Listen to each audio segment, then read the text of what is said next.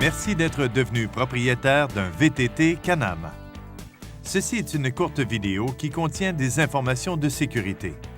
BRP, manufacturier des VTT Can-Am, vous encourage vivement, ou toute autre personne qui conduira ce VTT, à regarder ce DVD, comprendre les étiquettes de sécurité et le guide du conducteur, ainsi que de suivre une formation de sécurité en VTT. Ne pas se conformer aux instructions pourrait causer des blessures graves et même la mort.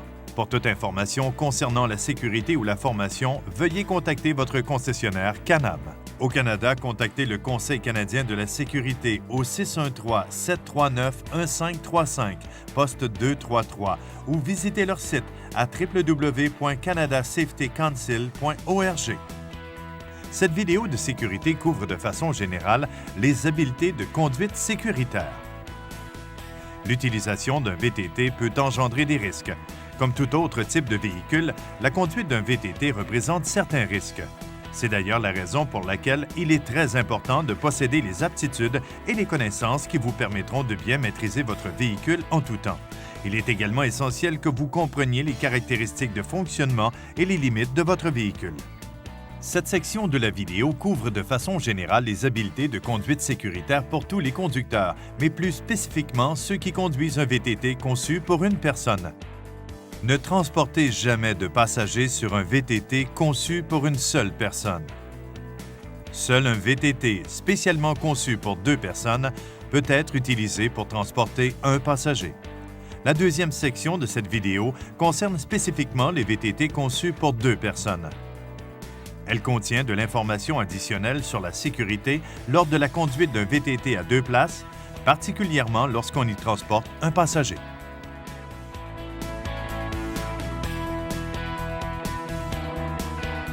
BRP recommande que tous les conducteurs conduisent un VTT approprié pour leur âge. Les parents doivent s'assurer que les jeunes conducteurs soient assez matures pour conduire un VTT, reçoivent la formation et les instructions adéquates et qu'ils suivent une formation de conduite sécuritaire approuvée. Les jeunes conducteurs doivent obtenir l'autorisation des parents et être supervisés en tout temps par un adulte. BRP recommande que vous respectiez toujours l'âge requis indiqué sur l'étiquette d'avertissement qui est apposée sur le véhicule. Les VTT Can-Am sont offerts en plusieurs tailles et niveaux de puissance. Votre concessionnaire peut vous aider à choisir le modèle qui vous convient. Soyez conscient que peu importe l'âge, personne ne devrait conduire un VTT sans être assez responsable pour le conduire correctement. La conduite sécuritaire, c'est connaître les risques inhérents à la conduite et les actions à prendre pour les éviter. Rappelez-vous, certains dangers ou risques inhérents à la conduite d'un VTT peuvent causer des blessures graves et même la mort. Évitez les surfaces pavées. Conduire sur les surfaces pavées peut compromettre grandement la maniabilité et la maîtrise du véhicule et peut provoquer une soudaine perte de contrôle. Si vous devez conduire sur une route pavée, tournez graduellement et allez-y doucement. Ce véhicule n'a pas été conçu pour les routes publiques. Ne conduisez jamais sur une route publique. Vous risquez d'entrer en collision avec un autre véhicule. Les surfaces tapées, non pavées, molles ou lâches constituent l'endroit idéal pour conduire votre VTT. Sur les surfaces à faible adhérence comme la neige, la direction ne réagit pas de façon aussi directe et avec autant de précision. Les distances d'arrêt sont plus longues et l'accélération se fait plus lente. Freinez fréquemment même lorsqu'il n'est pas nécessaire de ralentir. Cela empêchera la glace ou la neige de s'accumuler et asséchera les plaquettes et les disques de frein. Ne conduisez jamais à des vitesses excessives en fonction du terrain, de la visibilité, de vos habiletés et de votre niveau d'expérience. Ne jamais faire de cabré, de saut ni d'autres cascades. Évitez tout facteur pouvant compromettre vos capacités, comme l'alcool, les drogues et la fatigue. Boire et conduire ne fait jamais un bon mix, alors ne le faites pas. L'effet de la drogue ou médicament peut être très similaire à l'alcool. Même ceux vendus sous prescription pour la grippe, le rhume, les allergies et les maux de tête peuvent vous endormir, retarder votre temps de réaction et limiter votre habileté à conduire prudemment. Souvenez-vous, soyez alerte et ne conduisez jamais au-delà de vos capacités. Une bonne planification et préparation constituent une autre façon essentielle de réduire votre exposition au risque. En agissant de façon proactive, vous pourriez éviter les situations qui dépassent vos compétences. La préparation à la conduite consiste à effectuer un entretien régulier, à toujours maintenir le véhicule en bon état de marche et à l'inspecter avant chaque randonnée, comme l'indique votre guide du conducteur. Enfin, Chaque fois que vous sortez pour une randonnée, vous acceptez les risques qui en découlent et qui sont attribuables à l'état du terrain et à la météo. Vous pouvez cependant réduire votre exposition à ces risques en utilisant votre bon jugement, vos compétences et votre vigilance alors que vous conduisez. En cas de problème, c'est une bonne idée d'apporter la trousse d'outils de votre véhicule ainsi qu'une trousse de premiers soins. Vous devez vous familiariser avec tous les systèmes d'opération et les commandes de votre véhicule.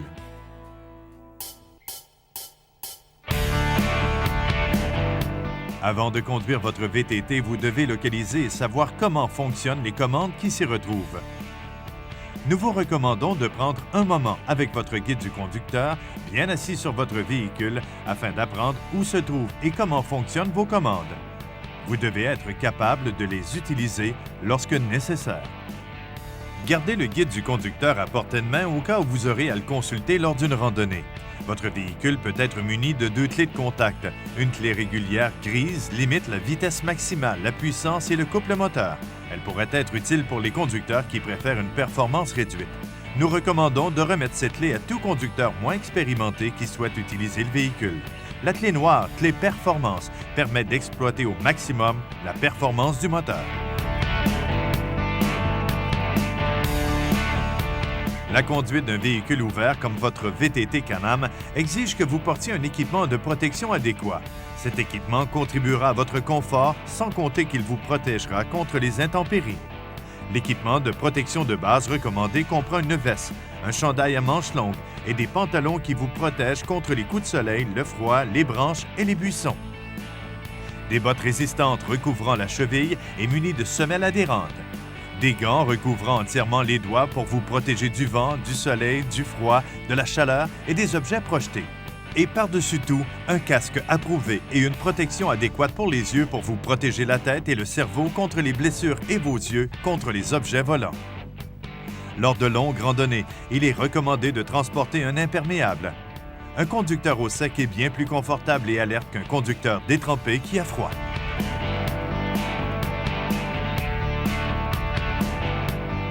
Avant de partir, il est très important que vous vous familiarisiez avec la maniabilité de votre véhicule en pratiquant dans un environnement contrôlé. L'inscription à une formation afin de parfaire vos habiletés et améliorer vos connaissances est une excellente idée. Une formation en sécurité pour VTT est la meilleure place pour apprendre les techniques de conduite. Tous les conducteurs devraient prendre une formation en sécurité pour VTT.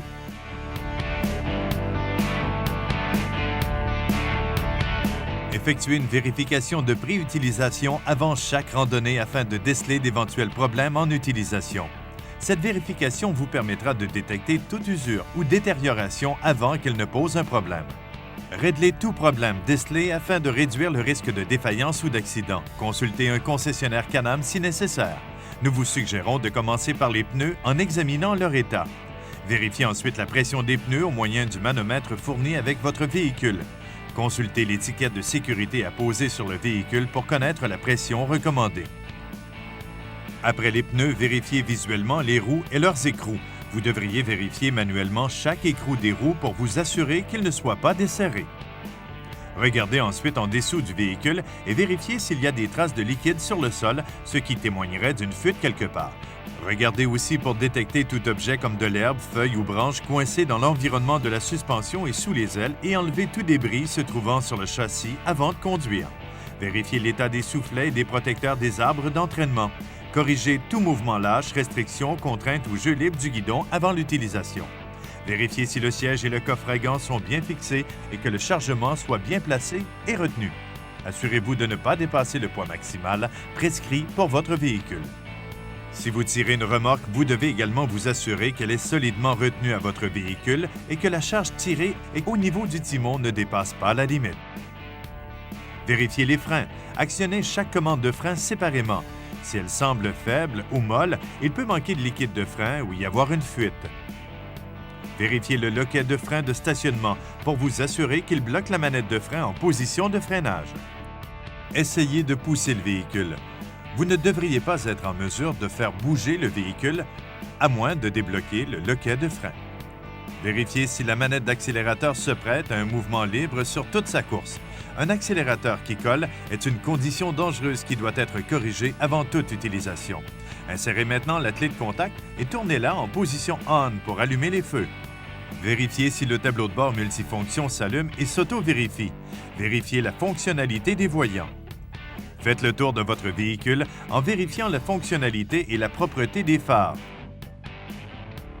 des feux arrière et des réflecteurs. Retournez à vos commandes et appuyez sur l'interrupteur du feu de route croisement et vérifiez si les phares fonctionnent toujours correctement. Faites la vérification des feux arrière lorsque vous appliquez les freins. Le temps est venu de mettre votre casque et le reste de votre équipement de conduite et d'être prêt à démarrer le moteur. Premièrement, appliquez le frein et sélectionnez Park ou Neutre selon le type de véhicule. Déplacez l'interrupteur d'arrêt de moteur en position Run.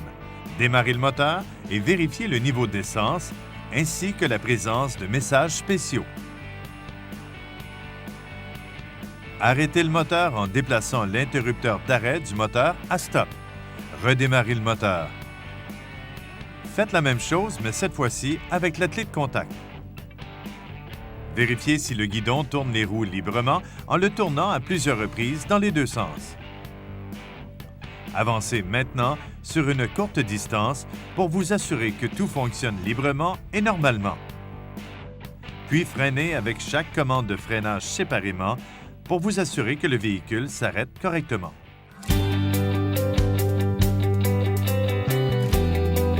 Chaque conducteur doit connaître sa propre limite et doit utiliser des techniques de conduite sécuritaires. La conduite hors route requiert une conduite active de votre part, c'est-à-dire qu'il faut déplacer votre poids en conduisant. Selon le type de terrain, vous devrez vous pencher vers l'avant, vers l'arrière et d'un côté à l'autre pour mieux contrôler le véhicule. Répétez les manœuvres apprises dans le cours de formation. Commencez par les manœuvres plus faciles jusqu'à ce que vous les réussissiez sécuritairement à chaque fois. Ne jamais faire de cabré, de saut ni d'autres cascades. Les virages sont une des causes les plus fréquentes d'accidents. Il est facile pour un véhicule de perdre de la traction ou de se renverser si vous tournez trop brusquement ou circulez trop rapidement. Ralentissez à l'approche des courbes. Vous devriez déplacer votre poids vers l'intérieur du tournant et n'accélérez seulement qu'après être sorti du virage. La meilleure façon de déplacer votre masse dans les tournants est de vous avancer légèrement et de vous glisser sur le côté du siège, à l'intérieur du tournant.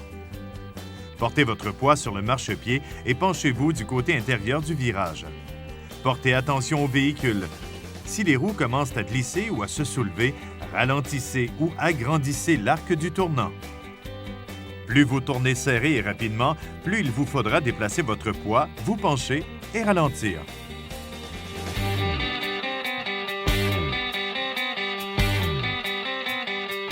Soyez conscient des dangers potentiels lorsque vous êtes en terrain non familier. Ne conduisez jamais à des vitesses excessives en fonction du terrain, de la visibilité et de votre niveau d'expérience. Soyez conscient que le sable, la neige et la glace affectent la traction et la conduite. Si vous commencez à déraper ou glisser, ralentissez et tournez le guidon dans la direction où vous glissez. Gardez votre poids vers l'avant et n'actionnez pas les freins tant que vous glissez. Si le véhicule glisse vers l'avant et que vous voulez tourner, ralentissez et avancez votre corps vers l'avant. Penchez-vous vers l'intérieur du virage et tournez le guidon. Si possible, évitez de surmonter des obstacles comme des bûches et des roches et de sortir des ornières.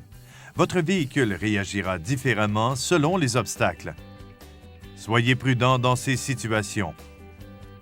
Conduisez lentement, approchez l'obstacle et mettez-vous debout avec votre poids vers l'avant. Appuyez légèrement sur l'accélérateur lorsque les pneus touchent l'obstacle. Relâchez l'accélérateur lorsque les pneus avant ont dépassé l'obstacle. Si un seul pneu vient en contact avec l'obstacle, n'appuyez pas sur l'accélérateur. Laissez l'inertie du véhicule vous transporter au-delà de l'obstacle. Restez détendu pour absorber les irrégularités du terrain. Si le véhicule commence à se renverser, déplacez votre poids pour le garder en équilibre. Ne traversez jamais une étendue d'eau plus profonde que la hauteur des marchepieds, à moins que le véhicule n'ait été conçu pour le faire. Cela pourrait causer des blessures ou endommager le moteur. De plus, les pneus flottent très bien et pourraient faire flotter le véhicule. Ceci est particulièrement dangereux dans les courants rapides. Avant de traverser une étendue d'eau, Déterminez la profondeur de l'eau en arrêtant le véhicule et en vérifiant celle-ci correctement. Faites attention, car il pourrait y avoir des obstacles cachés dans l'eau. Allez doucement et assurez-vous de pouvoir sortir de l'eau de manière sécuritaire de l'autre côté. Une fois hors de l'eau, appuyez brièvement sur les freins pour vous assurer qu'ils sèchent et qu'ils fonctionnent correctement.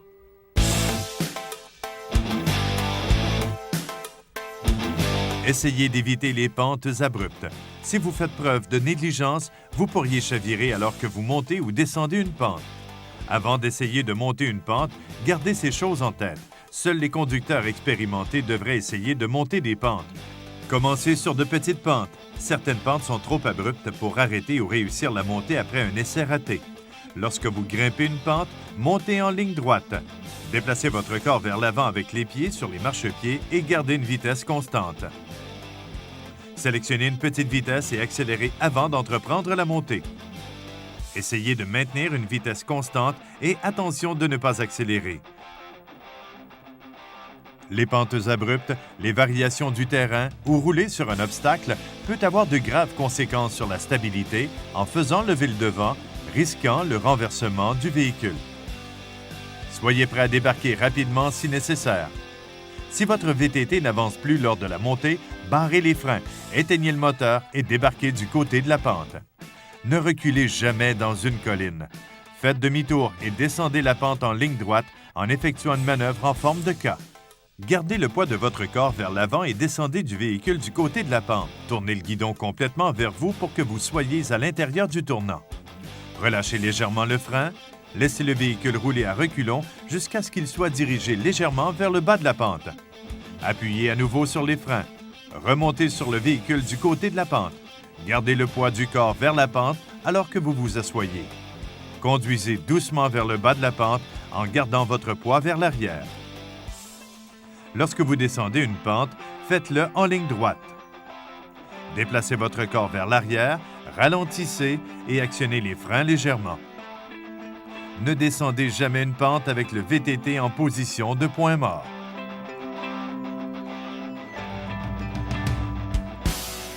La conduite d'un VTT au travers d'une pente est un type de conduite dangereux et devrait être évité si possible. Si vous ne pouvez éviter une conduite en travers de pente, ralentissez.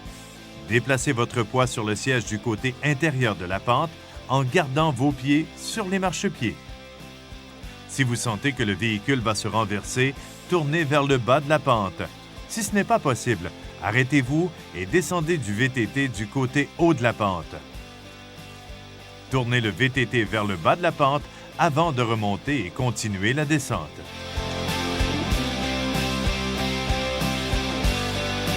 Traverser une route est une autre situation dangereuse. Demeurez alerte. Avant de traverser, arrêtez-vous complètement sur le côté de la route et regardez dans les deux directions. Si vous êtes près d'un tournant sans visibilité ou d'une intersection, allez à un autre carrefour.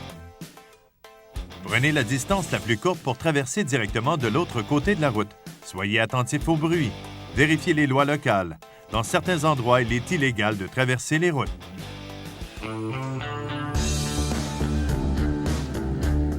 Normalement, un arrêt devrait être lent et facile, en laissant assez de temps et de distance pour que le VTT s'arrête. Parfois, un arrêt rapide est nécessaire et vous devriez toujours être prêt à appuyer sur les freins immédiatement. Que vous arrêtiez lentement ou rapidement, relâchez l'accélérateur et appuyez sur les freins avant et arrière également en même temps. Si les roues se bloquent, relâchez les freins brièvement et réappuyez dessus. Le poids d'un chargement remorqué change le maniement et la distance de freinage. Limitez le poids de chargement ou d'un remorquage aux capacités recommandées pour le véhicule. Vérifiez les spécifications de charge dans le guide du conducteur. Ne dépassez jamais la capacité de charge du véhicule.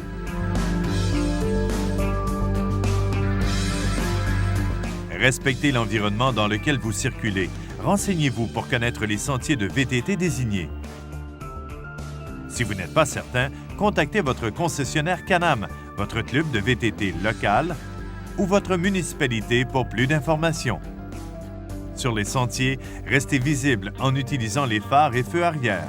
Ayez assez d'espace pour vous arrêter ou manœuvrer votre véhicule, particulièrement lors de conditions non anticipées.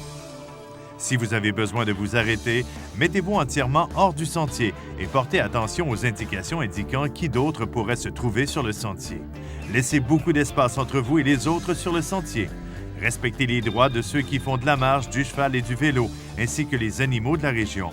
Respectez la propriété privée et les endroits sensibles et surtout, restez sur les sentiers.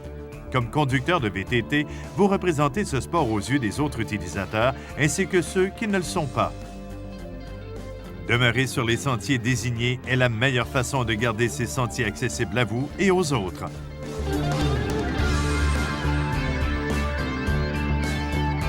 Cette section du DVD vous a présenté de façon générale les habiletés de conduite sécuritaire pour un VTT à une place sans passager additionnel. Tous les VTT doivent être utilisés par une seule personne, à moins d'être spécifiquement conçus et désignés pour l'usage à 2 personnes.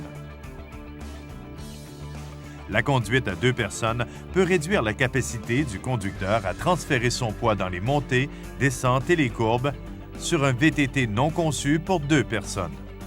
Ne conduisez jamais avec une deuxième personne sur un VTT, à moins qu'il ne soit spécifiquement conçu et désigné pour 2 personnes. Cette deuxième section contient de l'information additionnelle sur la sécurité lors de la conduite d'un VTT à 2 places, particulièrement lorsqu'on y transporte un passager. Il est important de bien comprendre l'information contenue dans ce DVD et dans le guide du conducteur avant d'utiliser votre VTT à 2 places Can-Am, particulièrement avec un passager. Il est tout aussi important que les personnes qui seront passagers sur votre VTT à 2 places visionnent cette section et consultent les étiquettes de sécurité pour mieux comprendre et participer de façon sécuritaire à la conduite. BRP vous rappelle qu'à titre de conducteur, vous êtes en tout temps responsable de votre sécurité et de celle de votre passager. Votre VTT Can-Am à 2 places a été spécialement conçu pour transporter un conducteur et un passager. Son empattement est plus long que sur un VTT à 1 place, permettant à votre passager et vous d'être assis à l'avant de l'essieu arrière. Afin d'optimiser la distribution du poids, votre passager est positionné sur un siège légèrement surélevé, offrant une meilleure vision vers l'avant. Votre passager profite aussi d'appuis-pieds surélevés, de poignées et d'un dossier. Toutes ces caractéristiques permettent aux passagers de mieux anticiper et réagir aux conditions du terrain et aux obstacles potentiels.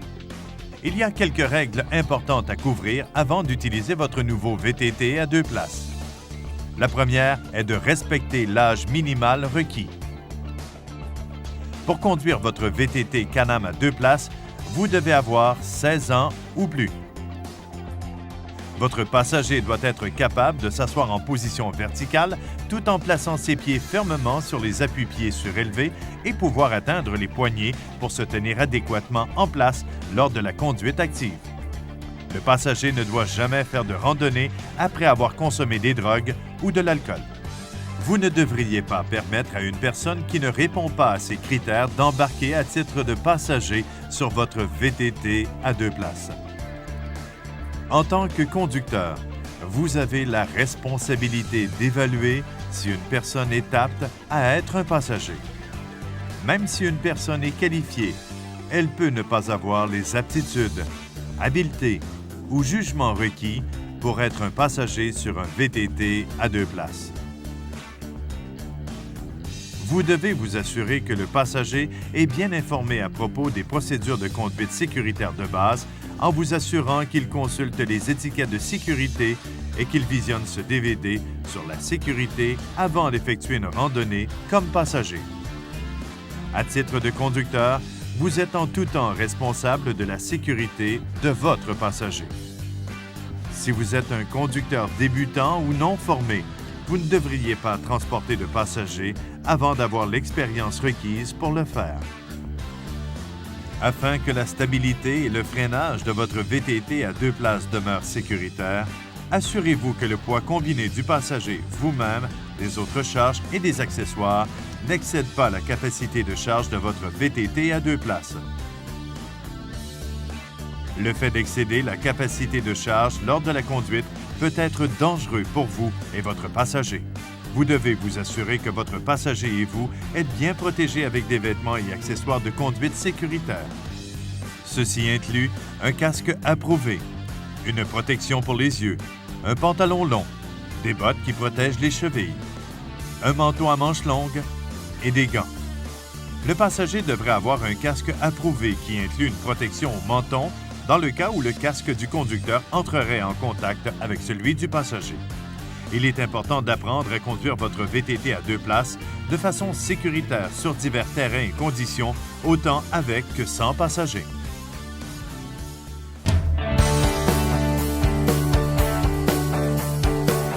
Vous devriez pratiquer les manœuvres présentées dans les 2 sections de ce DVD ainsi que dans le guide du conducteur et pratiquer sur un terrain facile et familier. Commencez sans passager jusqu'à ce que vous soyez confiant de pouvoir remplir vos responsabilités de conducteur responsable et sécuritaire. Ne transportez jamais plus d'un passager sur un VTT à 2 places. Transporter plus d'un passager peut avoir un effet sur le balancement et la conduite du véhicule et augmenter le risque de perte de contrôle.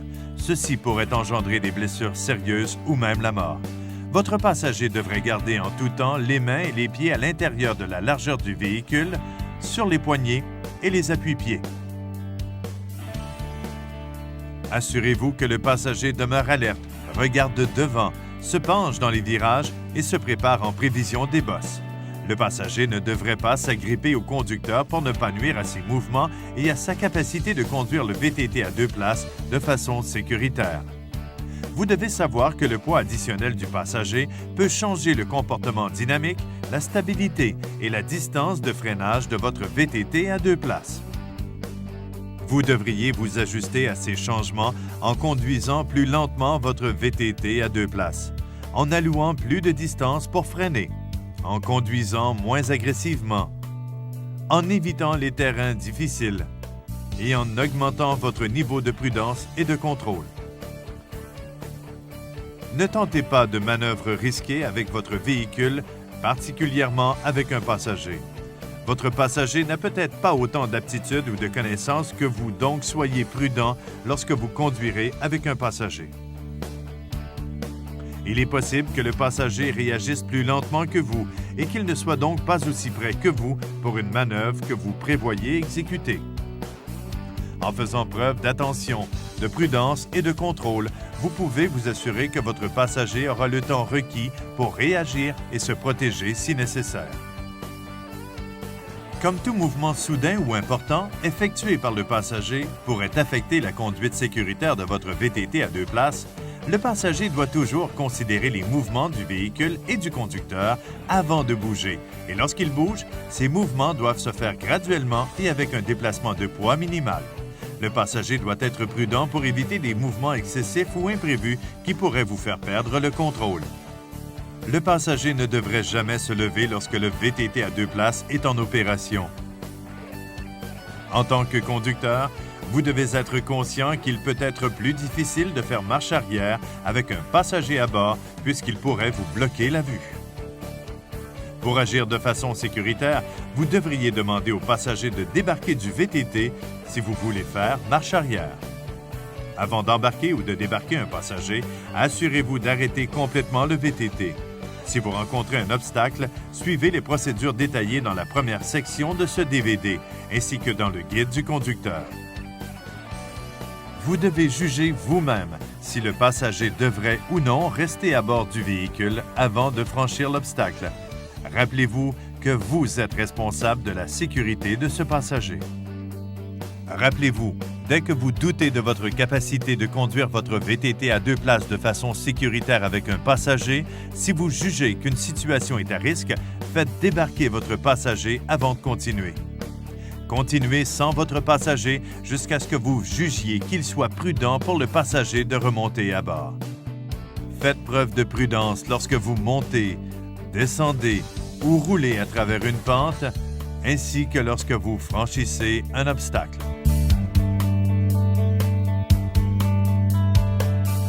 Gardez à l'esprit que pour certaines situations, ce VTT à 2 places peut être conduit de façon sécuritaire avec un conducteur, mais pas nécessairement avec un passager à bord. Lorsque vous montez ou traversez une pente, Rappelez-vous de garder votre poids et celui du passager vers le haut de la pente. Si vous jugez que la situation est non sécuritaire, actionnez les freins et arrêtez. Engagez le frein de stationnement. Faites descendre le passager, puis vous-même du côté haut de la pente.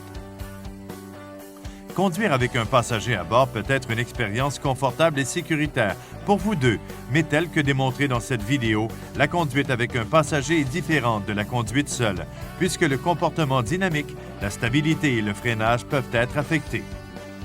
Soyez responsable et demeurez à l'affût. Lorsque vous conduisez avec un passager, vous devez vous comporter avec prudence et retenue.